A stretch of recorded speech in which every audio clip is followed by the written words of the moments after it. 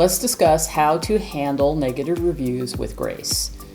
First, I want to talk a little bit about the 3 elements of a genuine apology. In my years of experience, primarily as a broker, I found that most people that were upset, that might have called in and wanted to talk to the broker, just wanted to be heard. So I want to just remind you that I don't need to remind you actually that real estate for everyone, and particularly for the clients, can be very stressful. And things can get a little heated. I'm sure this has happened to you. Sometimes clients just want to be heard. And honestly, customers and clients, they want these 3 things from us when you communicate a problem or a delivery or an issue that's happening, or if there really is something that you have messed up, they want to hear 3 things: an apology and an explanation, and honestly, reassurance that the issue is not going to happen again or how you're going to handle it. This is what people are looking for. Think about a situation where you maybe did not have a great customer experience, somebody messed up something for you, an order, anything, right? A shipment. You have the same reactions. This is what our customers feel when something doesn't go the right way. And honestly, they look to us. We're the keeper of the ship here. We're the one navigating them through all these waters and dealing with the 20, 30 different people that make up any transaction.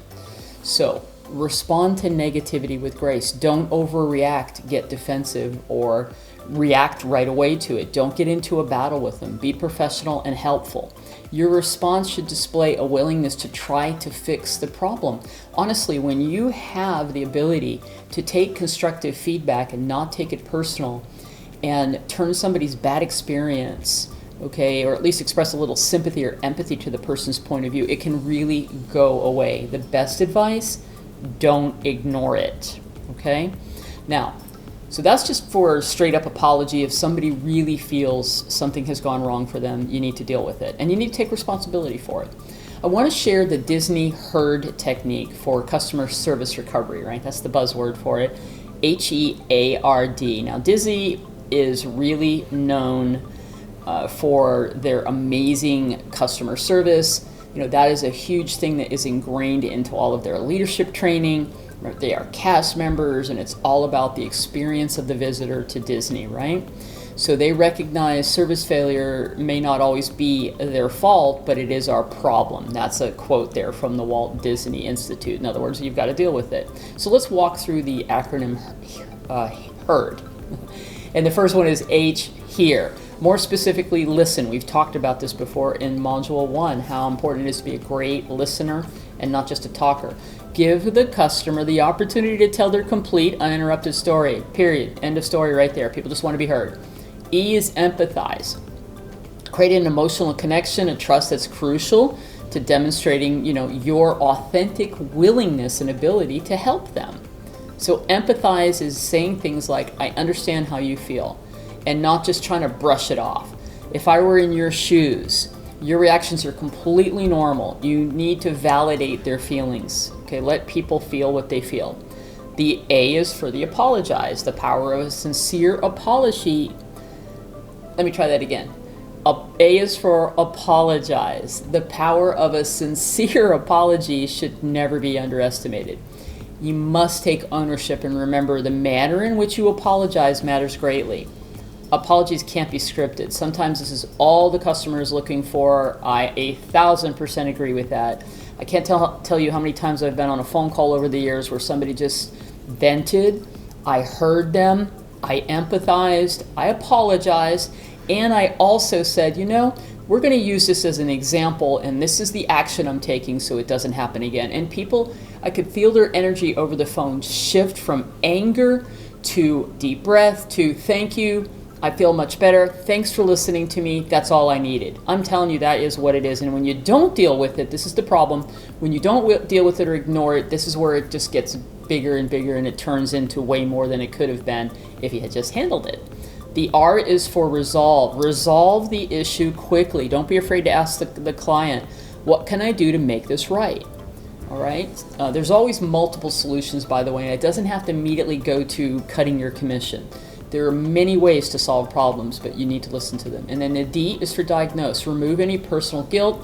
examine the processes that related to the failure, the service failure, get to the bottom of why it happened without blaming anyone, focus on fixing the process so it doesn't happen again. This is great. You want this kind of feedback. In fact, I really think it's a great idea to send a survey out asking for what went well. This could be tied into your testimonial review process if you like, but asking that question, what was great? What could we have done better? What could we have done to make your experience even better? I want to know that. I hope you want to know that, because sometimes if you aren't aware of it, you're just going through the motions and you may not fix something that could raise its head later and really become a problem for you, your team, the way you handle business. All right, last thing here, a bonus tip. Respond to all reviews, positive and negative, online, all right? So when somebody writes something, you need to back up, not overreact to it. That's what a lot of people do. Get yourself in the right space, walk yourself through that experience, try to reach out to the client. Well, hopefully if you follow the techniques I've just shared with you and using that Disney herd technique, you won't get to a place where people feel like they have to write a bad review. And that has a lot to do with the way we might respond to them and ignore it and not deal with it. So I think you can avoid a lot of this from this even happening at all. But if something does happen, I think what you need to do is, I believe, by the way, that you take a second, you have an opportunity in pretty much all the platforms to go in and say, thank you so much for the feedback. We enjoyed working with you. It's awesome when people read your reviews to see that you're responding to their reviews. That's really classic, so you need to do that, even on the positive ones. On the negative ones, you may have an opportunity to respond without blaming and simply take ownership. People love this. When people see that somebody had an experience and that you dealt with it and that you didn't try to justify or prove that the person who wrote the negative review is wrong, but simply state it and say, this is what we've done to correct this so it doesn't happen again, I think it goes a long way. Many times you can resolve things and people will remove the review or they'll go back and change it. People just want to be heard. All right, that's it for this lesson. Join me in the next one, and I'm going to share with you some time management and productivity tips and apps to use to streamline your business.